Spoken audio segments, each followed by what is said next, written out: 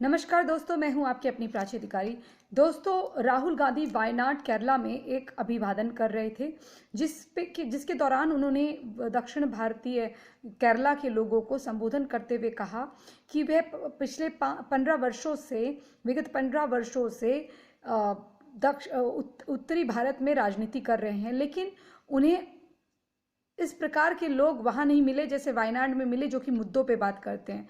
हाँ, मैं जान सकती हूँ कि समुदाय विशेष के कुछ लोग क्या 98% लोग वहाँ पर हैं जिनको संबोधन कर रहे थे वायनाड की सीट। अगर वहाँ पर प्रॉपर ईसाई लोग भी होते तो शायद वो भी उनको जिताते नहीं, लेकिन उन्हें मालूम था कि ये धर्मांध इलाका है और धर्मांध इलाके में वही होगा जो पैसे देकर वोट खरीदने पर होता है या फ्री की रेवड़ियाँ बांटने पर होता है।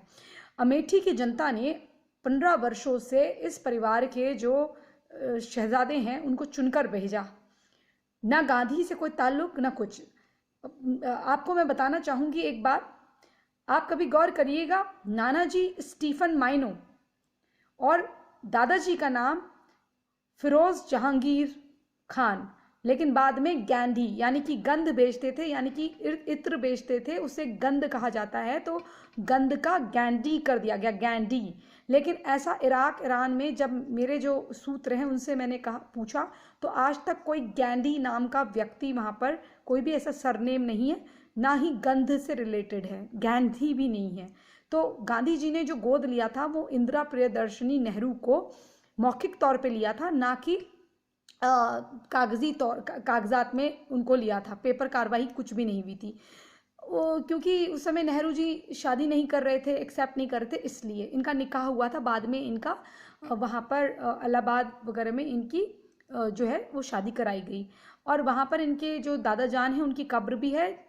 वैसे तो प्रियंका गांधी कई बार यूपी करती हैं, यूपी की दशा के बारे में बात करती हैं, लेकिन दादा जान की जो कब्र है वो सड़ रही है, उसमें कौवे जो हैं ऊपर से बीट कर रहे हैं, लेकिन वो वहाँ नहीं जाती, ना उसकी सफाई करती हैं। उनको केवल योगी आदित्यनाथ याद आते हैं, उनको गाली देना याद आता है। ठीक उसी प्रकार से ये इतने एहसान फरामोश लोग हैं जो 15 वर्षों से अमेठी की जो जनता है उस जनता के प्यार को जब इनका मतलब उतर गया तो इन्होंने उनके प्यार को गाली देने का काम करा। मतलब आप भारत को तोड़ने की बात कर रहे हैं, आप दक्षिण भारत और उत्तर भारत में फ़र्क कर रहे हैं।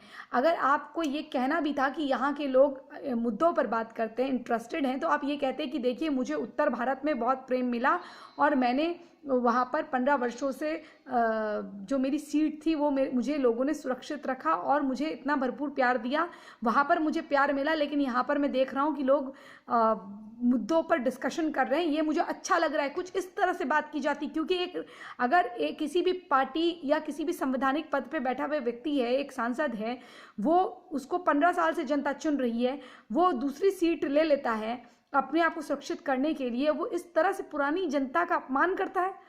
अगर आप में, और मैंने कांग्रेस के आज प्रवक्ता को R9 टीवी में कहते हुए देखा कि अगर वो वायनाड भागे तो आप भी तो वहाँ भागे, जो प्रधानमंत्री हैं वो भी तो वाराणसी भागे। अरे आपको जनता का इतना प्यार होना चाहिए कि आप कहीं से भी लड़ें, और अगर उनको मालूम है कि वो नॉर्थ के या किसी ऐसे इलाके से लड़ते हैं उनको जनता चुन लेगी। लेकिन राहुल गांधी तो बिल्कुल दक्षिण में चले गए, वो क्यों नहीं आ गए? वो भी आ जाते बरेली, वो भी आ जाते गुजरात, वो भी लड़ लेते। उनको पता था वो जीतेंगे ही नहीं, क्योंकि इसके लिए एक जनता पे भरोसा कायम करने की बात होती है, जनता के दिल में रहने की बात होती है। जब आप एक संवैधानिक पद पे होते हैं या आपकी पार्टी आपको एक प्रधानमंत्री उम्मीदवार के तौर पर बोल भी रही होती है, कह भी रही होती है, तो आपको उस तरह की गंभीरता दिखानी होती है। आप में ना गंभीरता है, ना शालीनता, ना आप एक अंक तालिका को ढंग से पढ़ सकते हैं। कभी 5,000 करोड़ तो कभी 50,000 करोड़ बोलते हैं। फिशरी का डिपार्टमेंट जो है, जो ये पालन का मछली पालन का जो उद्योग है वो पहले से ही अलग है, उसको कह देंगे कि इसके लिए अलग से डिपार्टमेंट खोलेंगे। फिर गिरिराज सिंह जी को सामने आना पड़ा, उन्होंने कहा भैया ये तो पहले से ही अलग डिपार्टमेंट है, आप क्या करना चाह रहे हैं? आपको स्पष्ट कहना चाहिए था, क्या आप कैबिनेट मंत्रालय बनाना चाह रहे हैं या कि ऐसी डिपार्टमेंट आपको पता भी है कि नहीं? मतलब इतने अव्वल दर्जे के बेवकूफाना हरकत करते हैं, आपको याद होगा जब सज्जाद पूनावाला ने अध्यक्ष पद की दावेदारी के लिए इलेक्शन में अपना नामांकन करना चाहा तो उनको बाहर का रास्ता दिखा दिया गया। वैसे ही गुलाम नबी आज़ाद जैसे सीनियर लीडर ने इनको सही रास्ता दिखाने की कोशिश करी तो इन्होंने क्या करा, उनके खिलाफ हो गए। इनके वहाँ मैं कांग्रेसी लोगों को बताना चाहती हूँ क्यों तुमको चमचा बोला जाता है और क्यों हमको भक्त। अगर आप किसी भी समुदाय या जाति विशेष किसी से भी हैं, अगर आप भारतीय बन के, सनातनीय भारतीय बन के, यानी कि आप सनातन को मानते हैं और उसके बाद समझते हैं कि मैं सनातनी सो एंड सो हूँ, मैं सनातनी ईसाई या सनातनी मुस्लिम हूँ, लेकिन मेरी जो धरा है वो यहाँ से जुड़ी हुई है, मेरा जो रिश्ता है वो श्री राम से है, बाकी मैंने अपना धर्म, मैंने अपना पंथ बदला है, पद्धति बदली है पूजा की। अगर आप ये सोचते हैं तो आप अपने भारत से प्रेम करते हैं और आपकी निष्पक्षता से काम करने की इच्छा है तो भारतीय जनता पार्टी आपको अर्श से फर्श तक पहुंचाती है। आपको वो एक छोटे कार्यकर्ता से मंत्री का पद का उम्मीदवार बनाती है। आपको मालूम है शहनवाज हुसैन सबसे कम आयु के वाजपेयी मंत्रिमंडल पे मंत्री रहे, जो मैंने सुना, जितना मुझे जानकारी है सबसे युवा थे वो, और उनको वो बस में जा रहे थे और बस में जाते जाते उनको खबर मिली कि भाई तुमको ऐसा ऐसा हो रहा है। गडकरी जी ने फ़ोन करा, मैंने उनका इंटरव्यू देखा कि उनको मंत्री बनाया जा रहा था तो उनको खुद ही यकीन नहीं हो रहा था, बस में धक्के खा रहे थे वो। तो ऐसे भारतीय जनता पार्टी लेती है आप लोगों को। प्रधानमंत्री अपने कार्यालय में झाड़ू तक लगाते थे और धीरे धीरे एक चाय बेचने वाला धीरे धीरे प्रधानमंत्री बना। जमीन पे बैठते थे जब वाजपेयी जी भाषण दे रहे होते थे। ये पार्टी की मर्यादा होती है। आप अगर किसी ऐसे संगठन में काम कर रहे हैं जहां आपको आपके काम का फल मिल रहा है, आपकी मेहनत रंग ला रही है, तो आपको आपके काम का सम्मान होता है। आपकी जो लॉयल्टी है, वफादारी है, ईमानदारी है, वो उसको ज़रूर पार्टी जो है पुरस्कृत करती है। लेकिन आप कांग्रेस में हैं, आप कुछ कर लीजिए, आप अध्यक्ष नहीं बन सकते, आप कितनी मेहनत कर लीजिए, आप ढाक के तीन पात रहेंगे, आपको कुछ नहीं बनाया जाएगा। तो फिर क्यों कांग्रेस वाले किसी विदेशी महिला की चाटुकारिता करते हैं?